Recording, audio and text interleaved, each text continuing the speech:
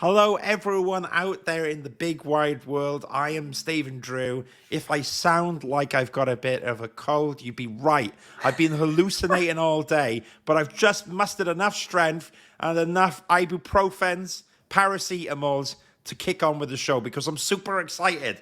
I've got a guest all the way across the world who has signed in for this very important conversation, which we're going to probably freestyle because you know me, I don't script anything.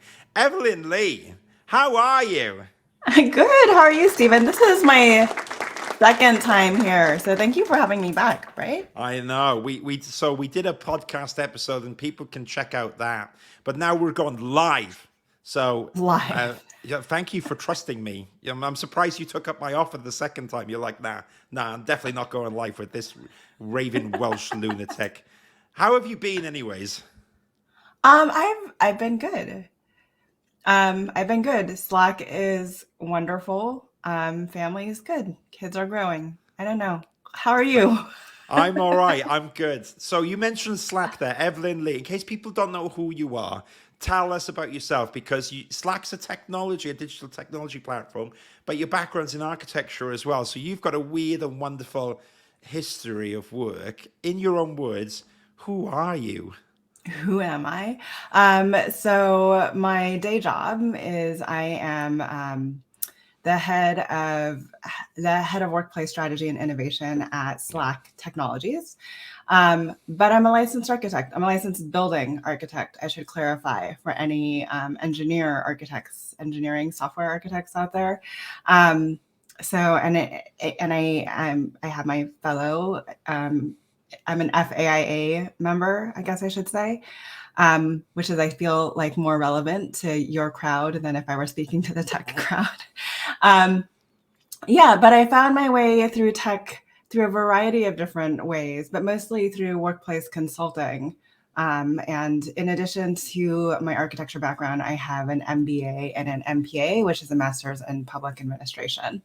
Um, and on the side, so that's my full-time gig. My full-time gig is really helping Slack reimagine the future of work because pre-pandemic, and most people are surprised to hear this, we were only about 2 to 3% remote. Mm. Even with our product, we were 2 to 3% remote. So we are muddling through the same things that everything else is muddling through, trying to figure out what does return to office look like, what does the future of work look like, and then on my side hustle, as you know, is called Practice of Architecture. I co-host the podcast Practice Disrupted. And what I do there is I take a lot of lessons that I've learned either through business school and my colleagues that are off doing amazing things in the world, or through my work at in Slack, and I apply it to architecture firms. So what are the lessons that architecture firms and practices can be taking away um, that you're not going to learn Mm. if you are just focused on what other architecture firms are doing? Nice. I will bring up practice of architecture in a bit, but it is very interesting, and I quite enjoyed. There was a post that Slack made, which was said something like, "Hey, the company that which helps people work remotely has finally decided to work remote." So I enjoyed the sense of humor that you guys have as well. But for anyone that's not used Slack before, because in the UK, I think that Slack I've seen it around, but the predominant one, which I see in architecture Is practices Teams. at the yes, You know yes, why? Because go on. everyone has Microsoft 360. They don't want to spend, especially architecture firms, don't want to spend anything more on tools. So they Yeah, just adopted Teams. Obviously, I have a bias, but at yeah, least I'm grateful that they adopted something, right? absolutely. And I think Slack has its own charm. So I'm kind of in the Slack camp, and I will be honest about that. But so let's talk a little bit more about agile working. So you mentioned that there's stuff that's going on as well. Now, I will be honest, I have a friend who was a project manager who talked about agile strategies before, and he kind of explained it to me, and I didn't fully understand it. Now, when people are talking about agile working, are they talking about working remotely? Because you're right, I think architecture in the last year or two has come around to that, but before, agile working wasn't a thing, right? Yeah, so there is a methodology in tech, which is like an agile way to run a project. But when I talk about agility and we're adopting it for an architecture audience, it's really just how do you build in operations, processes, and policies Yeah. that help you keep your business running no matter what it faces. So pandemic could be an example. Snowstorms in Texas could be an example. Hurricanes in Florida could be an example. How, through all of the messiness that the world throws at us, do we enable our businesses to be able to continue to practice, outside of these, or even within these extenuating circumstances? So being agile to me is, how do we create workflows that help us adapt? And that includes better hybrid working, better remote working. Hybrid is here to stay. There are wonderful firms out there that are remote, that are incredibly successful, and they can show you how to do it well. There's even how to build a virtual practice course on my website, The Practice of Architecture, which is run by two individuals with fully remote firms. But hybrid is here to stay. And the interesting thing to me is between the three modes of working, in-person, remote, and hybrid's actually the hardest one to adopt because you have to have a remote mindset, even though you're in person. In order for everyone to have access to all the information they need at any time of day to get the work done. So I feel like people are just like, we're just going to be hybrid, and they haven't really looked at their systems. But really, we need to be redesigning things from the ground up. Yeah, yeah. Yeah, I'm just bringing up your website with a bit of eye candy in the background while we're talking as well. I can see that Gordon is a massive fan of Slack here, which says, we love Slack. So you've got a fan here.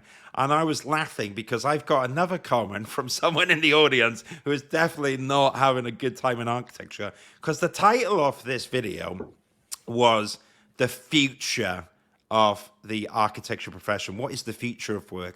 And I would be honest, that was one of the assignments that I had, Evelyn, in this LinkedIn Career Accelerator thing that we're on, right? Yes. And it is interesting because you talk about hybrid working, and picking on that now in particular, in terms of recruitment, that has become a massive prerequisite. And there's already architecture practices in the UK where, Evelyn, they were a little bit tempted to go back to the ways, it's like, hey, when you come back to the office, and I get it that you'd want to come back to the office sometimes on your own terms to meet people, collaborate and stuff, but working full time in architecture practice, like you said, I'm not too sure that will fly with most people. So in terms of the future of work and architecture work and anything I've said there, I mean, what's your thoughts and trends? Well, first of all, I want to do a shout out to say thank you, Gordon. And I literally just delivered thank you, Gordon Evans, for loving Slack. I literally just delivered an hour-long presentation to a firm on how they can use Slack better. If you're just using it as a communication tool, I promise you, you're only using half of the tool set. So get in touch with me, DM me. I think the future is hybrid. Like the future is some type of digital first, and we always say this at Slack, digital first doesn't mean never in person, right? So I think, there are firms that have a very successful remote model. There's a consortium at Slack called the Future Forum. And the interesting thing about the Future Forum's data, and we did a podcast with two individuals from the Future Forum, is that they've been interviewing 10,000 to 12,000 knowledge workers, or they're now called deskless workers, throughout the pandemic. And they can see how those sentiments of those people changed over time. So like how executives are feeling versus how project managers or directors are feeling versus how individual contributors are feeling.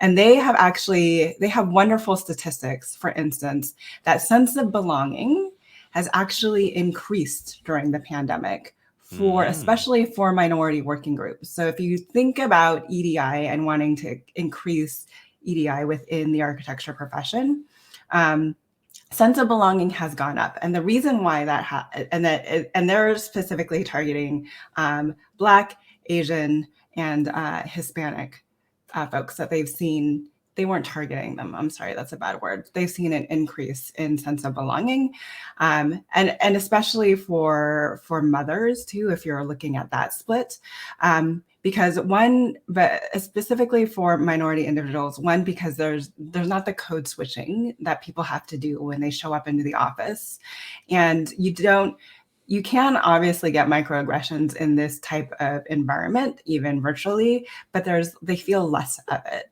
So they feel a greater sense of belonging with the company. So there's interesting dynamics there going on with like hybrid work.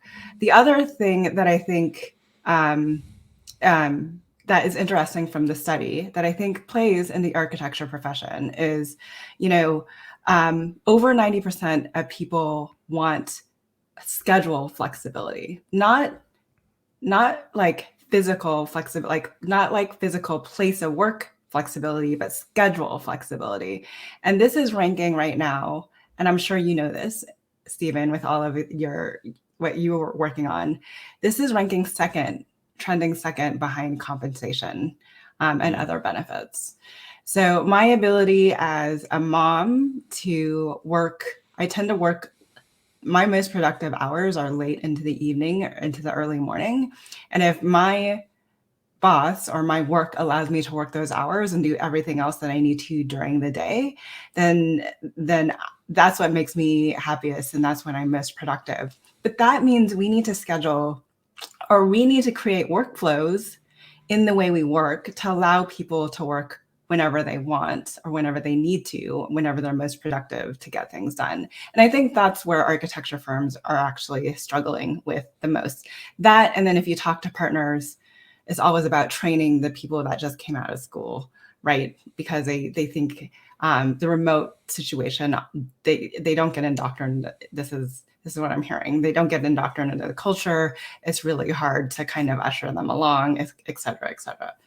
Yeah, it's very interesting. You're making me laugh when you talk about that, because in my head I was thinking of, especially a few years ago, there was like a WeWork trend in the UK where it's like, hey, you can have a beer in the office and like, oh, we've got ping pong in the corner. And you're right, it's like you can have all the ping pong tables in the world, but if my salary isn't good enough, I'm not going to be there. And to your next point, especially now, thank goodness for flexible working. Because I tell you, Evelyn, which I found was a massive victim of this before, so as you said, families, mothers returning to work and stuff. The amount of amazing architects I would speak to who were returning from maternity, and architecture practices back then were like, oh, can't really do flexibility. If we give you half an hour in the morning to come in when you want, then everyone else will ask the same. So we can't really do that. And I found that was a massive, massive problem. And people would kind of get lost in the system. It does feel like it's easing up now. And also, I think the other reason for that has been because there's been a skill shortage, the great resignation and all that stuff. Right. And I was speaking to someone today and they called me up and they were like, hey, Steve. I'm like, hey, what's happening? And she was like, I'm quietly quitting. And I laughed because of that term makes me laugh, of like basically giving up in the office. But what I was going to say to you is I predict next year, because of the recession, that talent bubble of like, oh my gosh, we need people, there's a shortage, so let's be flexible, let's be all that. I think because of the recession, it will go in the employer's favor because there's less jobs, and that could be an opportunity, especially if you're commercially malicious minded or whatever. You could really clamp it down. Squeeze it on both ends. Yeah. Potentially, I mean, do you think that the recession in the UK, they've said officially, the government, that there's a recession. Do you see that kind of stuff happening next year? And do you think that might affect the trends of the future of work in architecture? Well, I mean, so I'm in Silicon Valley, right? I'm in the Bay Area in San Francisco, California, and I don't know how many of my architecture friends are following the massive layoffs that are happening in tech right now. And Mm, it's not just the Twitters, right? It's Facebook they took a chunk out mm, of investing into the metaverse. So I feel like they've kind of overinvested and they're pulling back. Amazon is pulling back. Stripe. There are a lot of people. I mean, talk about the floodgates and the amount of talent that a good startup could snatch right now. mm, That's available on the engineering side. So I'm definitely feeling it being in the tech world, having people ask me about, we're feeling the recession and the layoffs already. yeah, We're on a higher, like we are not adding headcount right now yeah, to our company because of it. So in that instance, I'm feeling it. I think architecture billings, according to the AIA report, was down. Now this is for the first time in I don't know. We've had an unexpectedly long run, right? So and it was down for the first time.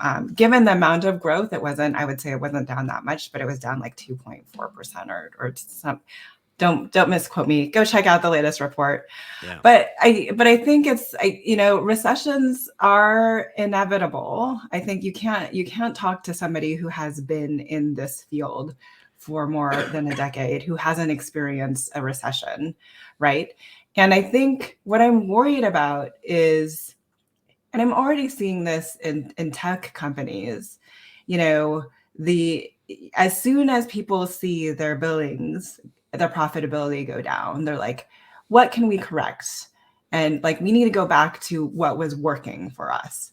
And what was Mm, working for architecture firms, or what they believe was working for them, was like being back together in the firm all together, being innovative. That's how we brainstorm. That's how people learn. mm, So I feel like, when things get cranked down, there's like this default to return to the way things always were.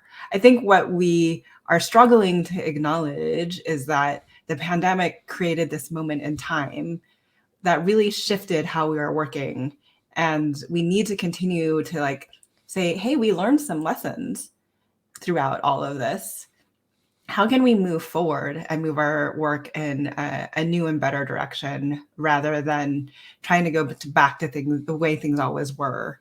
yeah. And let's face it, the way things always weren't always the great in architecture. We thrive when our clients are building. We suffer when our clients aren't building. We haven't really fully expanded our set of services to help us ride that wave. So unless we have a pipeline that doesn't ever go on hold, which is rare for an architecture firm, we need to figure out we need to design new business models to get around that ultimately.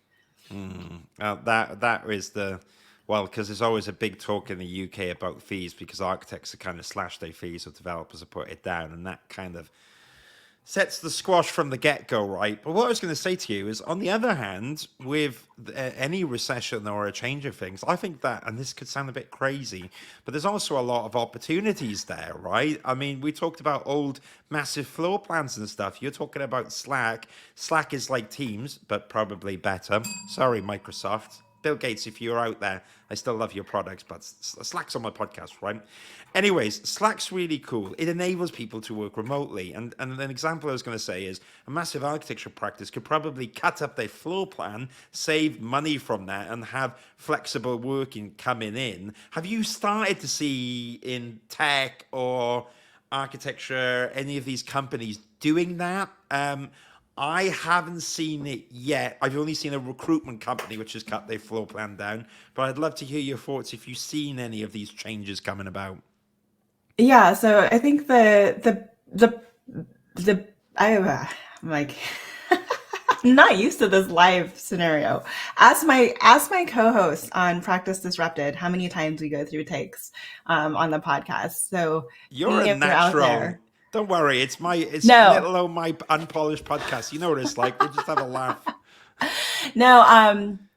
So if you are looking at a tech firm who very early on in the pandemic said, this is how we're going to work going forward, and I really absolutely kind of applaud them for doing this, is look at Dropbox. So Dropbox said, they were like, they had like any other major tech company, they were in big hubs, right? So they're in EMEA, there's a lot of people in Dublin. They had their headquarters in San Francisco. They just finished a brand new headquarters, maybe opened up 2 months before the pandemic. And I don't even want to know how much they spent on that. They said, we're going to work mostly remote. Our offices are going to be converted to studios. They let go of a lot of their office space, and they've started like doing these little studios that are actually closer to where people are working rather than in city centers, which often takes many people hours to commute, like more than an hour to commute into, right? So that, I think, is a prime example of a tech firm that is really embracing a new way of working, and that they did it from the very beginning. I think you will find, and word is on the street, that all of the fangs of the world, the Facebook architect, like Facebook, Alphabet, Netflix, Googles of the world, will probably start letting go of some of their real estate footprint. What is really hard though right now is like there is no one to let go of the real estate footprint to, right? The sublease market is filled, right? More than half of our floors in Salesforce and Slack aren't open right now because we don't have enough people coming in. So there's definitely a need to, I think, lessen our floor plate. But some people are like, even if we put it out on the sublease market, no one else is going to pick it up. So whether or not people are actually looking at actively doing it, there's a lot of empty real estate sitting around, especially in downtown San Francisco. Well, I'm going to give you a clap because you're all worried about takes and stuff, but you're giving lots of juicy nuggets of tidbits of information. I tell you what, Evelyn, in the UK though, I think it's going to be a problem and where flexibility could be useful is because it's very hard, I think, having worked in an architectural practice now, for just to increase everyone's salaries. As much as I think architects are underpaid, unless you're in a very fortunate position, in the UK, inflation was 10%. It's very hard for a business just to give 10% extra to everyone. And I think that while salary, as you said, is the most important thing, I think that if you can't pay people as much as you want as an employer, it's probably a really good thing to start looking at flexibility, looking at those soft benefits, because actually there's a few people I know that will go, like you said, hey, if I can work the hours that I need to, then having this salary is fine, because, being an unflexible situation, this salary, maybe I can have this job at a salary which I prefer a bit more, but suits my livelihood. So I think that the smart architecture practices should start adopting that. And well, obviously try and get your fees higher as well so you can pay people. But that's kind of my predictions. Do you hear in the States the rumblings of this kind of thing? Or is this problem now of inflation versus salary a very UK specific thing at the moment? No, I think, well, this is globally though. I mean, I was one of those people. This is globally, and this is endemic and systemic to the architecture profession. We do not ask our services, whether we ask or not. Typically our services aren't valued where they should be, right? Yeah.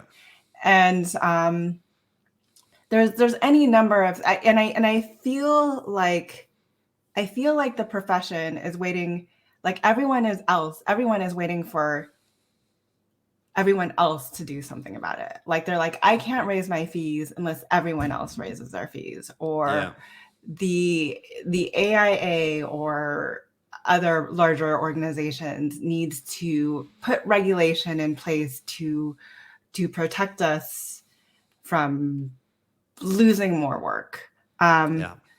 which is something that you do not hear about within other industries, right? There's that entrepreneurial individual who's just going to go out and say, I'm going to deliver a service a little bit differently. I'm going to market myself and talk about that value and be able to charge a little bit more to certain clients in order to get the fees that I need to pay my employees well.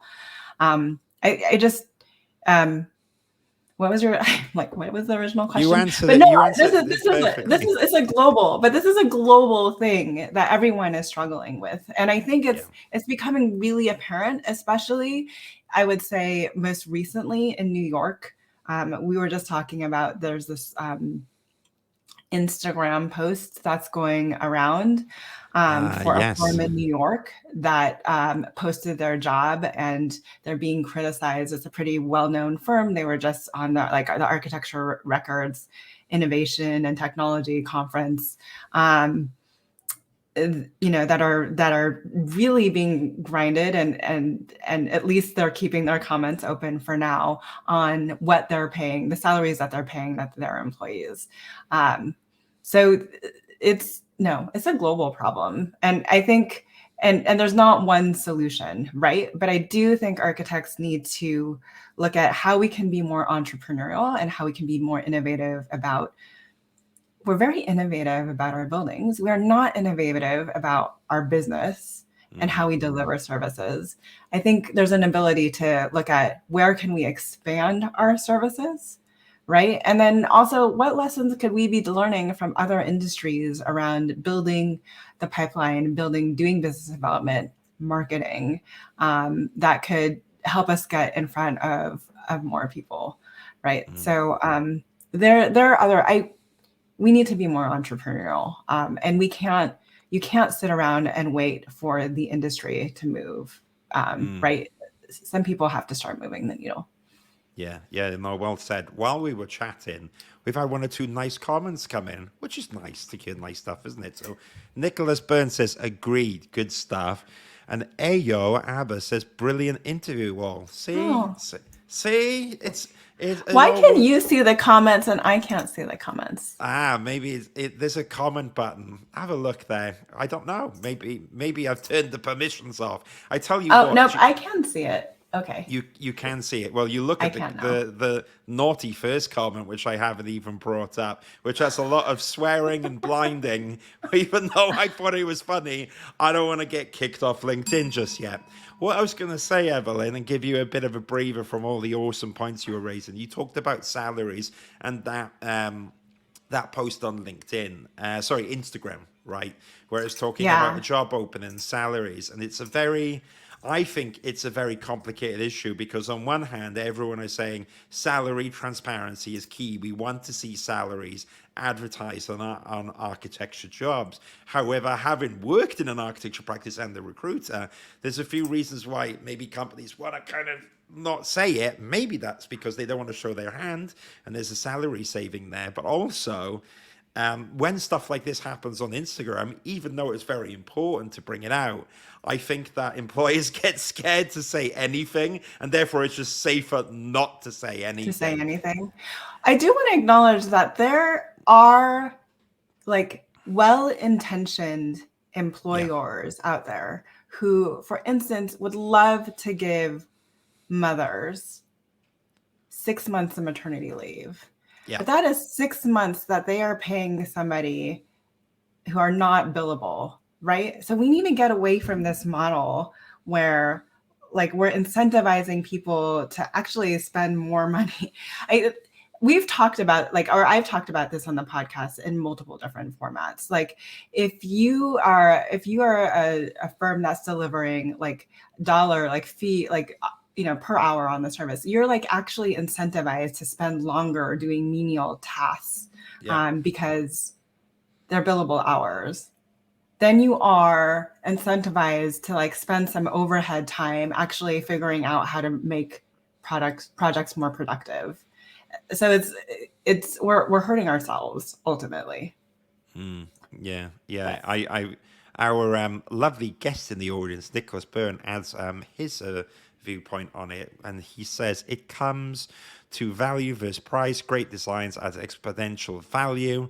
Your drive price down, you are likely to create less value. Well, interesting perspective, Nicholas.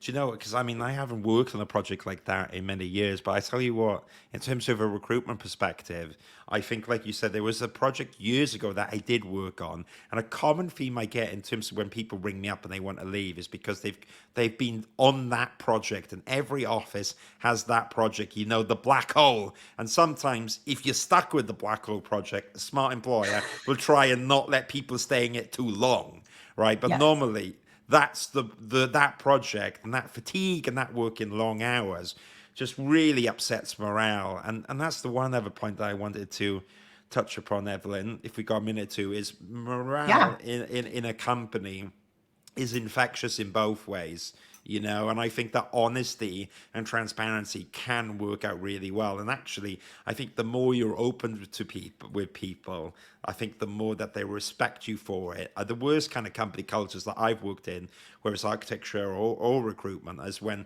the management doesn't tell the staff stuff. You know what I mean? Right. And then Yeah. you build up that divide. But at the same time, like you say, where I do sympathize with business owners, especially as I'm running a small business now, it's very hard to do the projects, set all the stuff up, set the infrastructure up. We were talking about Slack earlier, getting all that stuff going. It's a lot of task. And I think sometimes, like you said, we're just humans, and the employers can drop the ball just as much as the employees, if you get what I'm saying. Yeah, no, I think they're well-intentioned employees that don't know, that haven't been busy savvy enough. It's not like they don't want to pay their employees better. They just don't know how to put themselves in a position, whether Yeah. it's marketing or services offered, to do that for their employees. Um, Yeah. yeah, not, architecture is not necessarily filled with horrible employers. I think we're just filled with people who don't understand business as well as they should. Well said. Well, I think we covered that point. In terms of a lighter, more chilled out topic, right? I want to Yes. just kind of go on to less doom and gloom, give you a break, and talk about the practice of architecture, because I think I like what you've done, right? And it was always one of the precedents in terms of the kind of content I like on the architecture social. I haven't copied you, you know, I got my own style, but I like what you're doing for your Well, audience. Do you thank want to tell? you. Do you want to tell everyone a bit where the practice of architecture came from and what it's all about? Oh my God. So I feel like any good business, the practice of architecture continues to evolve and pivot because it needs to. I started it actually while I was in business school because I was reading all of these articles in all of my other classes, be it marketing, accounting, even economics, of like why aren't we reading, like why aren't architects reading these articles? So it began purely as a collection, a curated collection of articles that I thought architects might who ran a business might be interested in Mm. running. You landed on the courses page. I'm literally in the process of rebuilding this whole thing out, so It you looks can go. good. You got It one looks good. here which is perfect for what we're talking about, which is quite cheap actually. Team management and productivity for our For hybrid hybrid work. workforce. There you go. Yeah. Oh, it's showing. I was like, it's not that expensive, but it's actually it's showing UK prices. That's why I'm seeing. So so what it has evolved to, or what the end game of practice of architecture ultimately is. I was coming out of business school. There was all of these incubators going on. I was like, I want practice of architecture to be an incubator and an accelerator for new ideas for services and products coming out of the design industry from Mm. architecture firms. That's the big goal. That still remains there. But then things like the pandemic happened. And then I realized, you know what? Architects have a really hard time getting out of their own way. Like, they do not have the brain space to think about new products and services because they need to get the basics of business down to Yeah. some degree, right? So, how do I help now, especially small and medium sized firms, on the operations side, so that we can so that they can free up space to think about new products and services that they can offer so Yeah. they can pay their employees better. So it's a series of, and then last year we launched a community. So there's a community, much like you have a community of your own, Stephen. We Oh, have, Evelyn, it's hard work. Don't do it. Yeah, well, do it. don't I do it. enjoy it, but you Well, know we what I did mean? it. I mean, we did it. So Hooray. we have a small and mighty community. If you go up to the top, if you go back to click on the logo on the left again and go back to the main site. Oh, I've kind Go. of logging in there. Am I You gone to the do. You right tried place? to it. Go back. Oh Hit back dear, again. sorry. I'm Nope, that's terrible at okay. driving the PC. Where would you like me to Go go to? The there. main Go to page. the yeah, and then go. Nope. Sorry, this is the course page. Go to the upper left. Just click on the logo in the upper left. Upper Your left. left. The Oh, practice of architecture logo. Can oh, you I've click got on to that? get off the courses page. Yes. Okay, let me just, I manually changed Okay, it now in the go to browser. POA Lab. Okay, So this I've is got my it. community.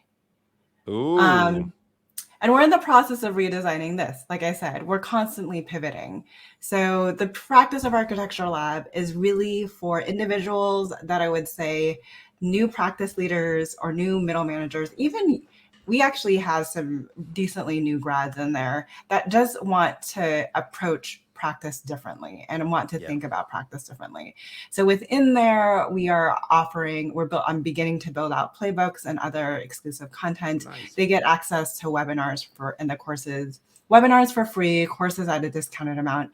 And next year, I'm going to begin to introduce different frameworks, whether it's personal frameworks that help you understand what you're most passionate about, or whether it's business frameworks that you can use to manage your business and projects better. There's all of these different type of frameworks in the world.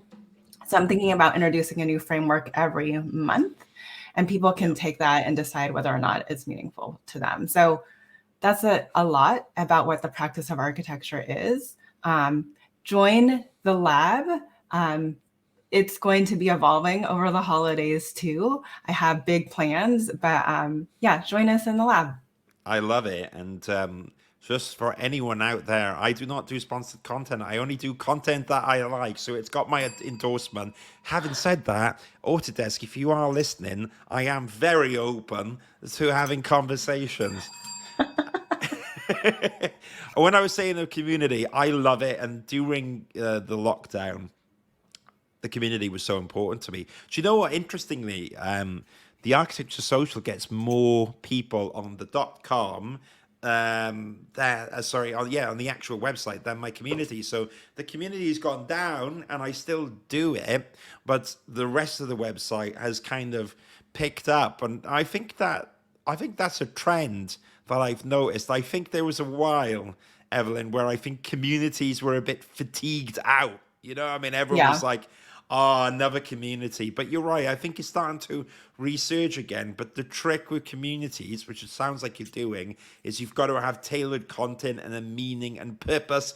And I will be honest, with everything that I've been doing, I kind of have been doing one or two other things. So round of applause for doing a Oh, community. thank you. I've still got PTSD from mine. Actually, I'm joking. Do you know I went to went to an event on Friday, and I tell you the nicest thing I heard for a while was that someone who was on the Architecture Social I bumped into again, and they made friends with someone else for the Architecture Social, that community, Well, that's and was great. at I the mean, that's what it's for, yeah, right? exactly. So I was like, I feel fulfilled. And so I think that communities are really important on that. Actually, I've got one or two things that have come in as well. So I've got AO again saying this is a great resource, didn't know it existed. Yep, you got to check out Practice of Architecture. I absolutely love it. And Red Mike wants to throw his money at me. No, I don't think it was quite that. He said, can outside consultants also provide courses on your platform? Well, I guess you were always up for talking about these kind of stuff, Evelyn, right? I mean, We have to check out what Red Mike does first, but are you Yeah, no, open to this is collaborations? interesting. So, help architects make short films of their process and work, which I actually think is important because Yeah. so much of the websites that I see of architects are really for other architects and not for their actual clients. That's a whole nother Mm, conversation. So, Red Mike, yes, I partner. I will say that something is going to be keeping me, and Stephen knows we can't talk about this, but something is going to be keeping me. If you go to linkedin.com, you might figure out what it is. Very busy the first half of the year. So I am putting webinars on hold until the middle of next year, but I am already scheduling. So hit me, send me a DM. If you want to join the community, you're welcome to join the community and participate there and tell why it is important to be a visual storyteller from a marketing perspective. Those type of voices are always welcome in there. yeah. So yeah, Brilliant. absolutely. I was reading Red Mike. He says he does Spirit of Space, which helps architects make short films of their process and work. Very, very cool. So, Red Mike, actually, that sounds quite interesting. So, thank you for sharing that. Now, Evelyn, you've been having my questions, which I've quick fired at you. There's no preparation on the Architects Association show, No. but that's how we like it. Now the tables can turn, right? You can Yeah. fire a few questions at me, which can be anything if you want. I mean, that sounds Well, a bit but I mean, we dramatic. can go deep in this. So I feel like one thing that we haven't covered is we're both in the LinkedIn Creator Accelerator program. Yeah. So I feel like, and we need, frankly, friends, we need more architects in the Creator Accelerator program, Yes. not less. So why don't we talk a little bit about what that is, how we got in here, and then I want to dig deep into kind of what you've been posting and what you're finding out about like the metaverse and Web3 related to architecture. Yeah, cool. So to start off with your question, so the LinkedIn Creator Accelerator course, and I really think people should check it out because it's a paid course. LinkedIn pay for the content and Yeah. support you, and I think that's great because it does require work. But again, with the theme of everything we're talking about here of value and time, I do think that it's really nice that they economically support you for it because the course does take time. And so to further expand upon that, basically, I think I made an application a few months ago and I was like, hey, I'm very interested in continuing the work on the metaverse and web free and all this stuff because it's very divisive. Like the way yeah, Slack, I think now you could be like, oh, software, and you get a few people talk about that stuff. But generally now Slack's more embraced because of hybrid working and stuff. I think that the metaverse is the new space in that way where it gets really people's backs up because you don't need to be a registered architect to design in the metaverse, which I think already opens a massive can of worms. But emotions aside, that's what I wanted to talk about. And so the LinkedIn Creator Accelerator program is you have to do a minimum of 3 pieces of content a day. You got to tag them up Not a around the day, a subject. week, right? Oh yeah, sorry. Yeah. Sometimes it does feel like a day though. Sorry everyone, it's a week. So you got to do a minimum of 3 posts a week, and they can all be on the same day, but probably like it's better to spread it out. And you've got to try different mediums. So what I've noticed in the group is that people would start doing live streams. Now I've been doing live streams before, but stuff that I've noticed on LinkedIn is different kinds of content pull in the algorithm. So, for example, you can make carousels from images. I didn't even know you could do that. You can post documents on LinkedIn. But the juicy nugget, which I started discovering before and that is really been quite popular on the LinkedIn Creator Accelerator program, is polls. And so polls go quite viral. They get a lot of traction. I can say a poll like, do you like the metaverse? Yes, no, I hate it, I love it. And it will go quite far. So those are the kind of exercises on the LinkedIn Create Accelerator program. But I love it because I actually genuinely think that out of all the platforms, you've got Instagram and all this stuff, I really like LinkedIn. And that's why actually I think that everyone here, we're on it now, the more time you can invest in LinkedIn on the platform, if you're going to choose out of them all, the better, right? Elon Musk is having his fun on Twitter, right? Wow. Talk about an absolute car crash slash I've been enjoying it with my popcorn. Can't wait to see all this stuff with the blue ticks and all that stuff. It's been crazy. But what I like about LinkedIn is everyone has their names on it. They're not anonymous. There isn't the trolls. And while you can get challenging debate, everyone's got a professional front. You know what I mean? And what I think that does is it really levels it. But also, the last thing is that LinkedIn, out of all the platforms, I think is one of the easiest to go viral, especially if you're building your content from nothing. I think that it's quite quick to get traction because you build up your connections, but also they've introduced followers. So, long answer, but that's what I think the LinkedIn Creator Accelerator program is. That's what I've been up to. And it's great to be doing a course on the platform, which has actually helped me the most in my business, if that makes sense. Yeah, no, so yes. So yes to all of that. And we get paid. But so the Creator Accelerator program, I think they said like only 1% of members on LinkedIn are creators. So there's a lot of people that like posts and there's a lot of people that repost articles, for instance, but so few are actually creating on the platform, which is why they've developed this LinkedIn Accelerator program. And I'm in the second cohort. Is this the second cohort for the UK too? Do you know? I think first for the UK, the US is the second one. Right. So they've like decided that we're going to invest $25 million into creators, and this course is a part of it. So every year, maybe more often coming in the future, I actually have no idea, they do an open call for creators. So just, Google LinkedIn Creator Accelerator program. You'll find out more about the program there. And then, what I learned throughout this is LinkedIn has creators on the platform that are actually managed, meaning they have somebody supporting them behind the scenes that they do regular check-ins saying like, here's how you can help build your audience on LinkedIn. One of the interesting takeaways for me in participating in the program is that it's helped me on other platforms. I don't know about you, Stephen, but for like, I barely post on Instagram. Like I've seen an increase in followers on Instagram and Twitter and like all the other platforms while I've been posting on LinkedIn, and I haven't been posting on the other platforms. So I don't know the correlation there. And as Aya says, it is a platform for business. And what I love about LinkedIn is the way their algorithm works. For whatever reason, your content stays up there and can kind of reemerge over time versus on other social sites. I feel it's very ephemeral, right? If you don't get a lot of likes or hearts or whatever it is within the first day, like it never comes back up. But I'll get notifications from LinkedIn about something I posted like 2 months ago where somebody found it and re-engaged with it. So yeah, and just to touch upon that, because I think Instagram used to be the architect's choice because he was quite image the based. visual, right? Yes. However, I think that's a great case study because they have totally gone down the video way, in my opinion. Like the algorithm has shifted quite hardcore towards TikTok-y kind of videos. And you can get a lot of traction on that medium.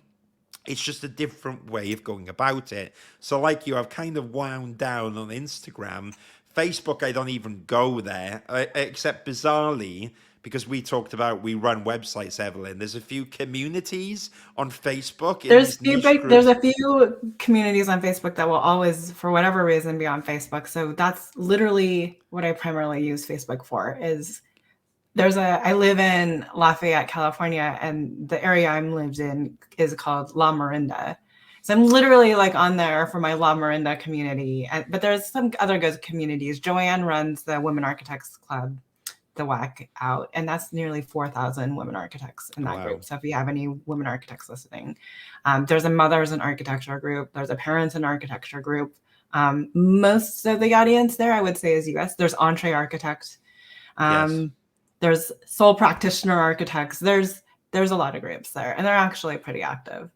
Yeah, I've you will laugh, but when I was in the midst of building up the community, and then you go to Entree Architect, and you just have like everyone just chit chatting away. I was like, I can't believe how much people are talking there and how active it is. The other bit, maybe the last talk about social medias is TikTok is quite an interesting one. I mean, I've just kind of got to do the reels. However, architect Russell, I always admire what he does because the guy has like 5 million TikTok subscribers. He's the nicest person ever and goes completely viral. But I think it's more about what is the target audience? What is the demographic? So in my business, it's reaching out to business owners in architecture or job seekers. And I think LinkedIn pretty much knocks it out of the park on that front, if you get what I mean. Yeah, no, absolutely get what you mean. Anyways, LinkedIn, if you aren't posting more content on LinkedIn, go post on LinkedIn. Yeah, people want bite. I think it's the more you start doing it, the easier it gets. And like the way you were saying, oh, I haven't done a live stream before. The first time I did a live stream, there was 2 people in the room, and I was so nervous. But 2 years later, now you just kind of now you're like, whatever. I just kidding. I've had connections go. I've sounded like Mickey Mouse for the first 5 minutes. I've had my microphone die halfway through, and after those things happen, you just crack on with it. But Evelyn, before we kind of wind down, is there any other questions that you have for me at the moment? So you did an investigation into the metaverse. So what is your take? Is there what is the near future view of architects working in the metaverse?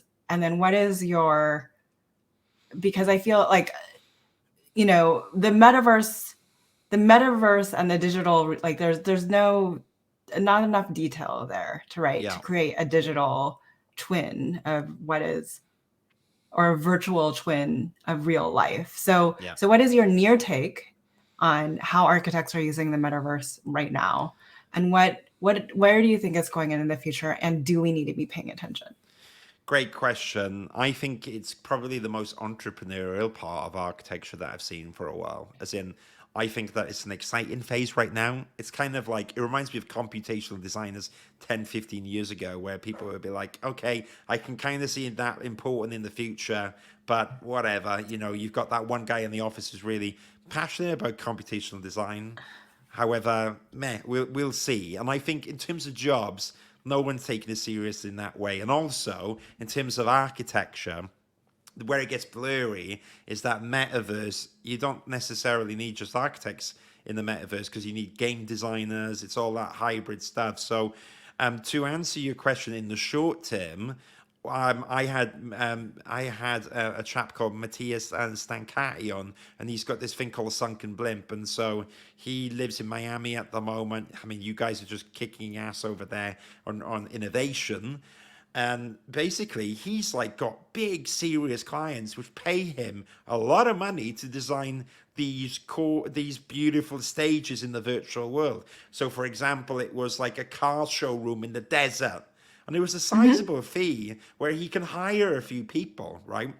At the same time, though, I think that you're going to get people experimenting in it, and it's going to be that brutal entrepreneurial area where maybe you don't get money for it. Maybe you learn stuff you give up because you can't make money. And I think that's what will happen in the short term, is that I think people who stick with it, they're going to kind of evolve with the platform, and they'll be the first in the space. I reckon it's going to be a bit like Amazon. You know, when the web bubble came, you had lots of websites and they died, you know, and Amazon survived. And I think NFTs are a bit like that. I was interested in NFTs, but the amount of stigma NFTs get, you know, about how practical they are, what a waste of time, how interesting, how terrible. And I think they're not going to go away, but there's going to be this pressure point. In the long term, when you've got companies like Facebook who are changing their name to Meta, and, you know, as much as whatever you think about Mark Zuckerberg, right, he can't be that crazy to spend billions and for it not to work. So I don't think it's going to go anywhere. And I think that the spaces are going to get more interesting, and there will be architects involved. Zaha Hadid is involved in these metaverse projects. However, who is going to be the top businesses of the future? Who's going to be the SOMs and the Fosses and partners? And will they all be architects? And I think to finally answer your question, in the long term, right now, I'm not convinced whether architects would be the architects of the metaverse. Maybe, but we've got to take that space seriously, and there's a high risk. So that's kind of my thoughts roughly at the moment, you know? Yeah. I mean, my whole thing is whether or not you want to engage with it now, I think we need to keep an eye on it, right? Yes. It's something you need to at least understand. Like one thing you need to understand about NFTs, it's really like, it's not just art. It's too, right? It's a non-fungible token that can be applied to anything. Anything, So yeah. there's entire communities being built out on NFTs that have nothing to do with artistic like the artistic nature attached to them. So anyways, yes, keep an eye out, understand what's going on in the periphery.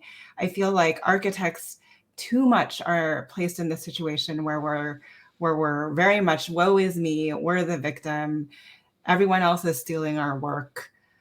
Real estate agents in the US figured a way to get, a fixed fee on commission, and we can't get a fixed fee on our services.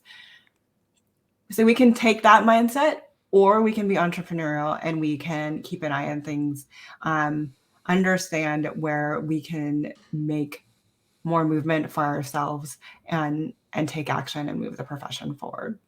There you go. I mean, I think that's good final words to end on. So I'm going to give you like a big clap. Now, Evelyn, if people have been inspired by this chat and they want to get in touch with you about practice of architecture or Slack or anything that you've talked about, where can people find you?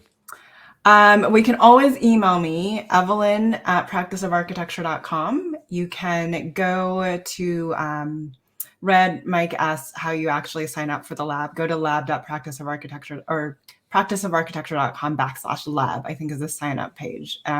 That's going to be changing soon. So do it now or come and revisit after the changes have happened. And then I'm on most social. I think I've pretty much standardized, except I'm not really on TikTok. Evelyn Lee. You can find me LinkedIn and Twitter. I'm on there. In spite of what's happening, we'll see how. I mean, some people think Twitter is going to live on. Some people think Twitter is going to go bankrupt. This is also another reason why it's good to have your own.